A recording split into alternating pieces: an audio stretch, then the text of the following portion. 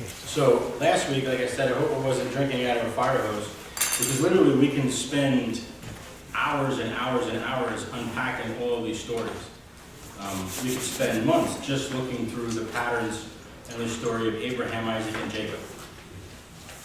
Today we get the opportunity to look at the next character that Stephen brings forth in Acts chapter 7, which is Joseph.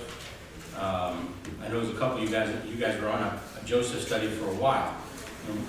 You can spend months just, at the time that we have available to us to fellowship on Sunday, we can spend months just going through the story of Joseph and what that means for us. So I hope that, again, this doesn't come across like drinking out of a fire hose. So we're just, as the Lord leads, kind of paraphrase and look through the story of Joseph today, which is probably one of my favorite stories to tell. It is just an absolute story of redemption and love, and it's taught that way in the mass media, I'll call it, which is awesome. But there are some deeper hidden truths in the story and the patterns of Joseph that are absolutely amazing.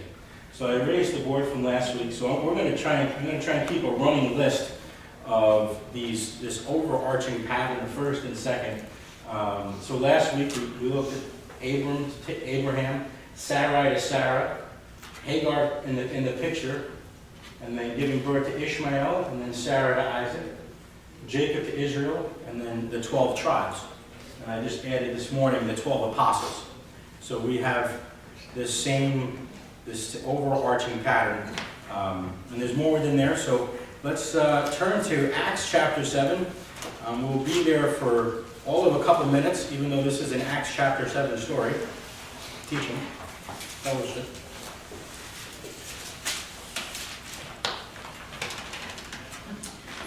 So Stephen, in asking accusing Stephen and asking if it's true that he speaks insistently against law, Moses, and this holy place, he starts off by, "Hear me, brethren."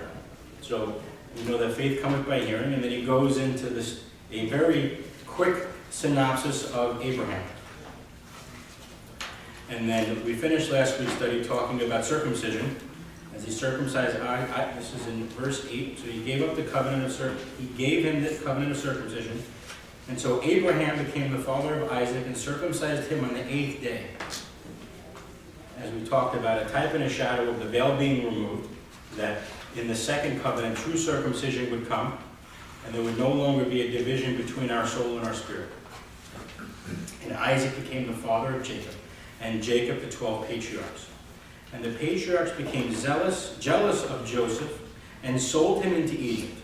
Yet God was with him, and rescued him from all his afflictions, and granted him favor and wisdom in the sight of Pharaoh, the king of Egypt, and made him governor over Egypt and all of his household. Now a famine came over all of Egypt and Canaan, and a great affliction with it, and our fathers could find no food. But when Jacob heard there was grain in Egypt, he sent our fathers there the first time. And on the second visit, Joseph made himself known to his brothers and Joseph's family and disclosed to Pharaoh. Then Joseph sent word and invited Jacob his father and all his relatives to come with him, 75 persons in all. And Jacob went down to Egypt, and there our fathers died. From there they were removed to Shechem and laid in a tomb, which Abraham had purchased for a sum of money from the sons of Hamor in Shechem. But at the time of the promise was approaching, which God had assured to Abraham, the people increased and multiplied in Egypt, until there was another king over Egypt who knew nothing about Joseph. And he, who took shrewd advantage of our race and mistreated our fathers, so that they would expose their infants, and they would not survive. And this was the time that Moses was born. And I'm going to stop there, because now we transition out of Joseph into Moses.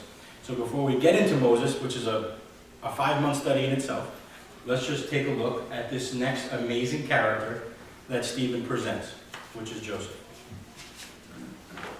So Joseph first shows up on the scene in Genesis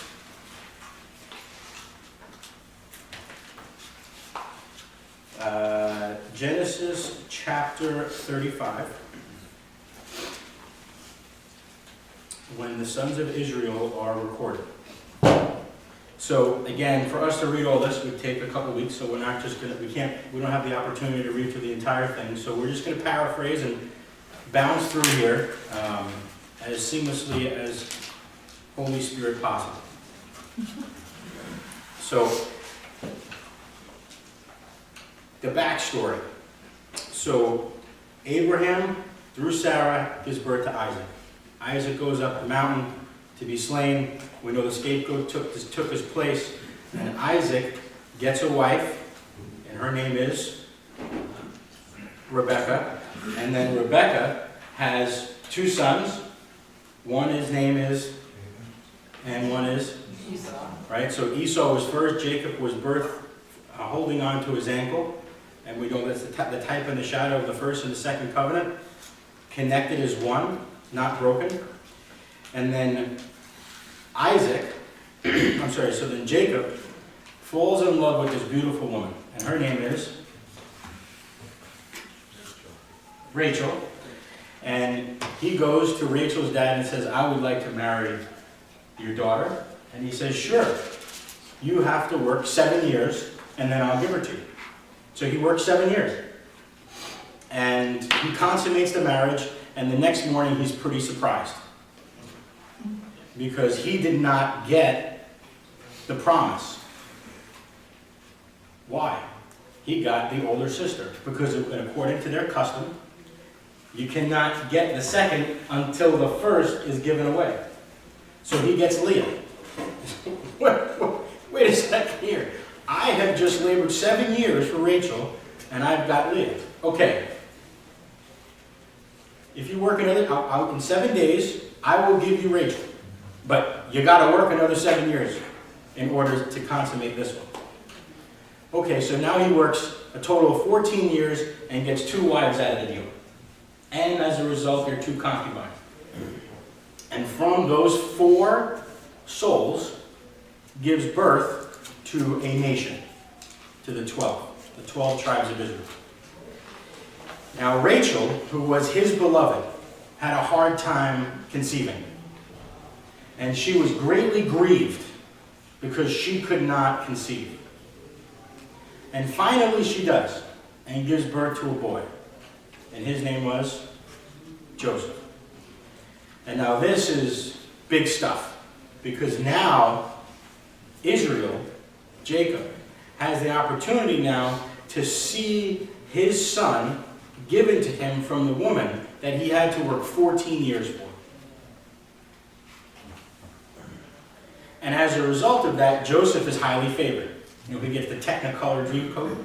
That's actually not how it's written in the book, but he gets this very colored tunic to show that this is my beloved son. And then Joseph, in chapter 37 of Genesis, has a couple dreams,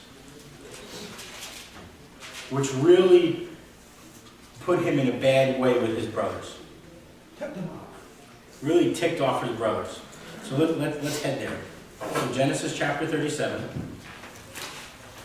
Can somebody read loudly from verse 1 through verse 11?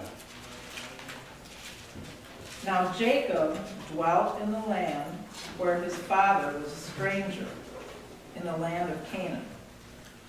This is the history of Jacob. Joseph, being 17 years old, was feeding the flock of his brothers. And the lad was with the sons of Bilhah and the sons of Zilpah, his father's wives. And Joseph brought a bad report of them to his father. Now Israel loved Joseph more than all of his children, because he was the son of his old age. Also he made him a tunic of many colors. And when his brothers saw that their father loved him more than all of his brothers, they hated him and could not speak peaceably to him. Now Joseph had a dream, and he told it to his brothers, and they hated him even more. So he said to them, please hear this dream which I have dreamed. There we were, binding sheaves in the field, and then behold, my sheaf arose and also stood upright. And indeed, your sheaves stood all around and bowed down to my sheaf. And his brothers said to him, well, shall you indeed reign over us? Or shall you indeed have dominion over us? So they hated him even more for his dreams and for his words. Then he dreamed still another dream and told it to his brothers and said, look, I have dreamed another dream. And this time the sun, the moon, and the 11 stars bowed down to me. And so he told it to his father and his brothers, and his father rebuked him and said to him, what is this dream that you have dreamed? Shall your mother and I and your brothers indeed come to bow down to the earth before you? And his brothers envied him, but his father kept the matter in mind. All right, so now this is where Joseph's story starts to get really interesting. So Joseph now has these two very specific dreams, one of which about the sheaves bowing down to him as the tallest sheaf, and another dream that the sun, moon, and 11 stars would come and also bow down to him. And at this point, Benjamin wasn't even born. So the 11th star had not even yet become manifest. So Joseph now, God through Joseph is prophesying that his brothers and the sun and the moon, which is another story in itself, will come down and bow down. So now his brothers are very upset. So Dad, Israel, says, hey, go see your brothers. So he leaves. And he goes to the town that his father sent him, and they're not there. But they says, oh, and they went to another town. Again, I'm paraphrasing here, trying for time's sake. So now he goes to the next town, and as he's far off in the distance, the brothers are like, we need to take care of this once and for good. We need to do him in. And one of his brothers, Reuben, says, no. Don't do it. Do not kill him. So they threw him in a pit. What are we going to do with him? Now what? Okay, so now we got him trapped. Now what? So Judah instead says, okay, so instead of killing him, let's just sell him. Let's sell him as a slave. And they did. Now let's pick it up in still in chapter 37. Now we're back. Now we're starting at 18. And I'll read here and add afflection when necessary. So when they saw him in a distance, before they came to him, they plotted against him to put him to death. And they said to one another, here comes the dreamer. Now then, come, let us kill him, and throw him into one of the pits, and we'll say, a wild beast devoured him. Then let's see what comes of his dreams. But Reuben heard this and rescued him from their hands and said, let us not take his life. Reuben further said, shed no blood, throw him into this pit that is in the wilderness. But do not lay hands on him, that he may rescue him out of their hands and restore him to his father. So it came about when Joseph reached his brothers, and they stripped him of his tunic, the very colored tunic that was with him, and they took him and threw him in the pit. Now the pit was empty, without any water in it. And they sat down and eat a meal, and as they raised their eyes, look, behold, a caravan of Ishmaelites was coming from Gilead. A caravan of Ishmaelites was coming from Gilead, with their camels bearing aromatic gum and balm and myrrh in their way to bring him down to Egypt. And Judah said to his brothers, what profit is us to kill our brother and cover his blood? Come, let us sell him to the Ishmaelites and not lay our hands on him, for he is our brother, our own flesh. Then some Midianite traders passed, and they pulled him and lifted up Joseph from the pit and sold him to the Ishmaelites for 20 shekels of silver. Thus they brought Joseph to Egypt. And when Reuben returned, behold, Joseph was not in the pit. He returned to brothers and said, the boy is not there. As for me, where am I to go? So they took Joseph's tunic and slaughtered a male goat and dipped the tunic in blood, and they sent the varicolored tunic and they brought it back to their father. So we learned a little bit about Ishmael last week. That Ishmael is the fulfillment of Adam. Because the promise before Ishmael was born was that your descendants will be like the dust of the earth. What was Adam made from? Formed from. He was formed from dust. So his brothers sell him into the world.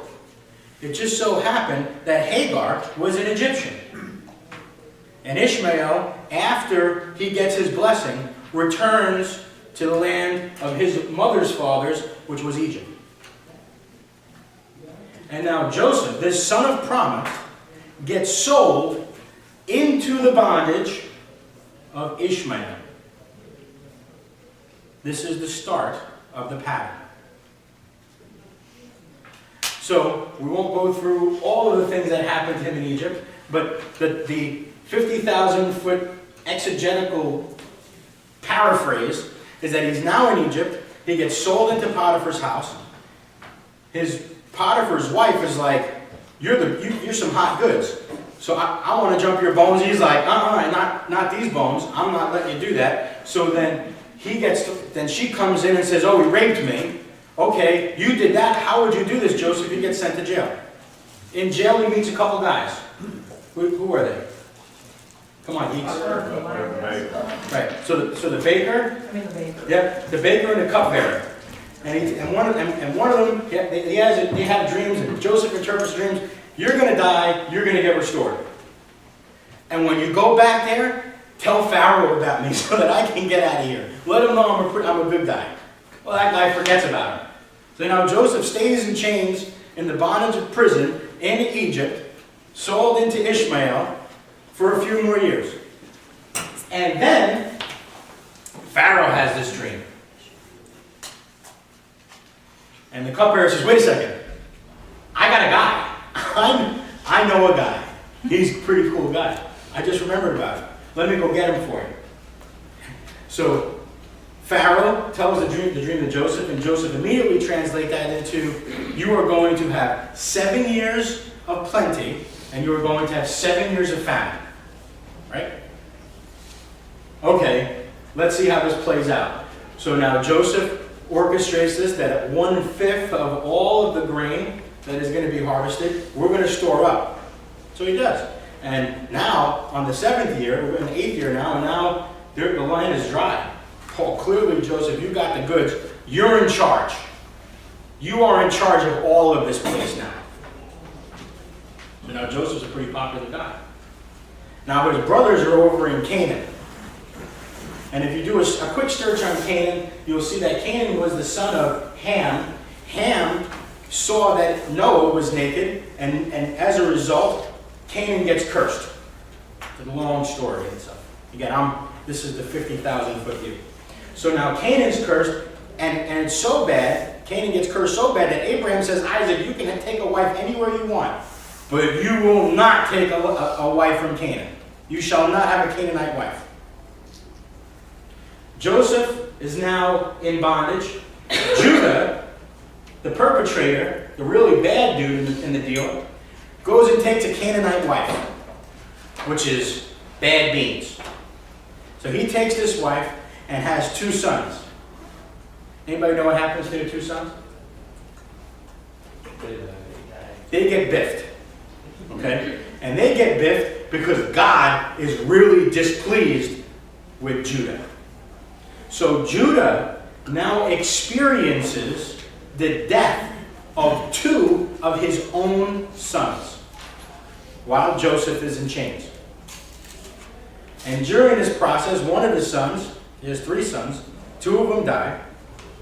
The youngest son, who was supposed to then go and marry and come into his firstborn son's wife, he doesn't set him in the hope and the fear that his youngest son is going to die. So this girl's name is Tamar. And Tamar finds out that Judah's coming to town. So she covers herself with a veil and plays the harlot. And father-in-law actually becomes daddy. Okay? And it's a really deep story. I'll leave it at that. So there's some family drama going on. So Judah has relations with his daughter-in-law, who was a widow twice, a 2 times widow. I'm trying to paint a picture here so the reflections come out. Start taking note of it. So now this is what's going on. So now Judah experienced the death of 2 of his own sons. Joseph becomes very popular and he's now in control of Egypt. And now this famine was so bad that it even stretched into the land of Canaan, which was on the other side of the Jordan. As we read Stephen's defense, he says, now even Israel saw that there was food in Egypt. So he sends the brothers, 10 of them in all, not Benjamin. Because Benjamin, when he is going to be born, now he loses Joseph. Big deal. Rachel, the mother of Joseph, is dying as she's giving birth to Benjamin.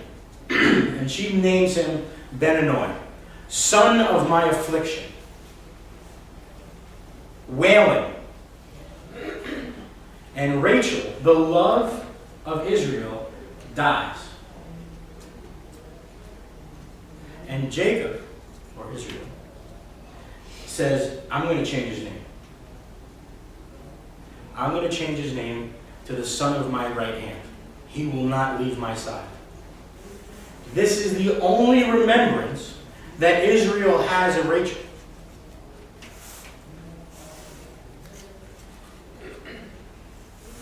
So when it's time to go and get grain so that the nation could survive, he sends all 10 of them with the exception of Benjamin, because I promised your mother, I would not let you leave my right side. So you all can go, but Benjamin cannot leave. So there you go. And Joseph sees his brothers. Now we're going to pick up the story in Genesis. I know it's on the right side of my page here. 42. 42.